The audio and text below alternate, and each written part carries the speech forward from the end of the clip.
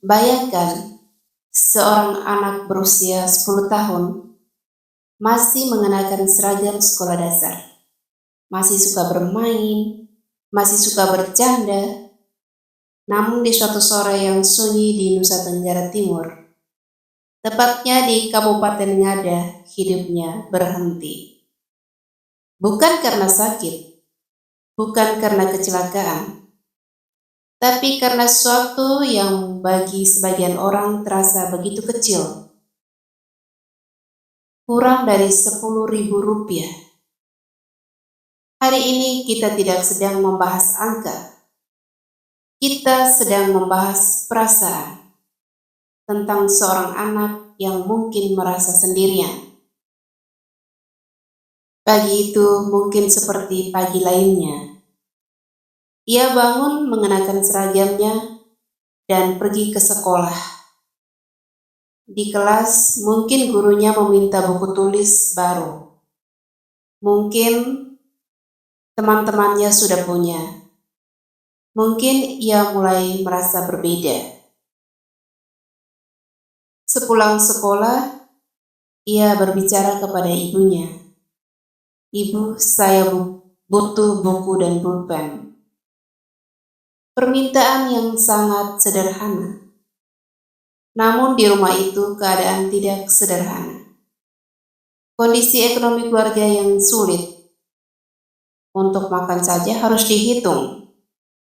Untuk bertahan hidup setiap rupiah punya arti.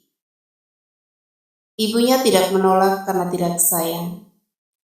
Ibunya juga tidak menolak karena tidak peduli. Ia menolak karena tidak mampu. Dan bagi seorang anak usia 10 tahun, kata tidak bisa terdengar seperti tidak peduli. Disitulah luka kecil mulai terbentuk. Anak-anak belum punya kosakata yang lengkap untuk menjelaskan luka batinnya.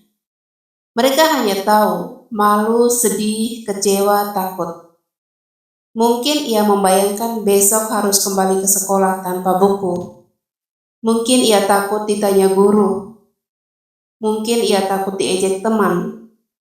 Atau mungkin ia hanya merasa menjadi beban. Di lokasi kejadian, ditemukan sebuah surat tulisan tangan.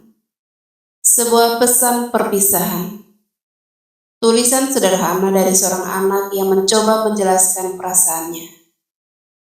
Bayangkan betapa beratnya perasaan itu, hingga seorang anak merasa harus berpamitan.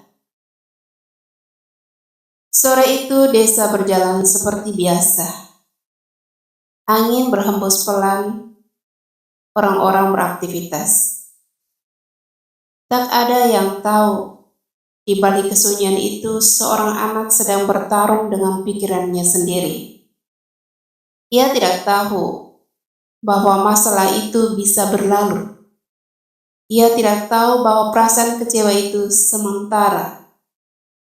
Ia tidak tahu bahwa hidupnya jauh lebih berharga daripada 10.000 rupiah. Yang ia tahu mungkin hanya rasa sesak di dada. Dan ketika kabar itu menyebar, desa pun terdiam. Indonesia juga ikut terdiam. Banyak orang berkata, ini karena kemiskinan. Benar, faktor ekonomi punya peran besar. Namun tragedi ini bukan hanya soal uang. Ini tentang anak yang belum mampu mengelola emosinya. Orang tua yang terhimpit keadaan. Sistem yang belum sepenuhnya hadir. Lingkungan yang mungkin tidak menyadari tanda-tanda kecil. Kemiskinan bisa menciptakan tekanan. Tekanan bisa menciptakan luka. Dan luka yang terlihat bisa sangat dalam. Tragedi di Nusa Tenggara Timur ini mengajarkan kita satu hal penting. Anak-anak butuh didengar, bukan hanya diberi makan, bukan hanya di sekolah, tapi dipeluk, diyakinkan diberitahu bahwa kegagalan kecil bukan akhir dunia. Kalimat sederhana seperti ini, tidak apa-apa nak, kita cari jalan bersama.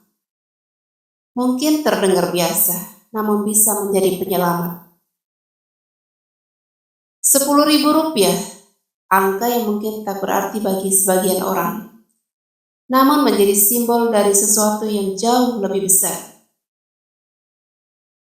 Tentang harapan, tentang tekanan, tentang perasaan yang tak terucap. Semoga tak ada lagi anak yang merasa sendirian. Semoga tak ada lagi yang berpikir bahwa hidupnya tak berharga.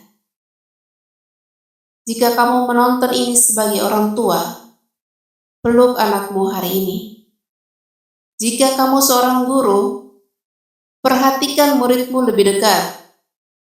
Jika kamu seorang teman, dengarkanlah lebih dalam. Karena kadang yang menyelamatkan bukan uang, tapi perhatian. Tentang harapan, tentang tekanan, tentang perasaan yang tak terucap. Semoga kejadian di Nusa Tenggara Timur ini menjadi pelajaran besar bagi kita semua. Bahwa kemiskinan, tekanan emosi, dan kurangnya dukungan bisa menjadi kombinasi yang berbahaya. Mari kita jaga anak-anak kita. Mari kita dengarkan mereka. Mari kita hadir untuk mereka. Gunakan perasaan itu untuk menjadi lebih peduli. Terima kasih sudah menonton. Semoga kita semua bisa menjadi bagian dari perubahan yang lebih baik.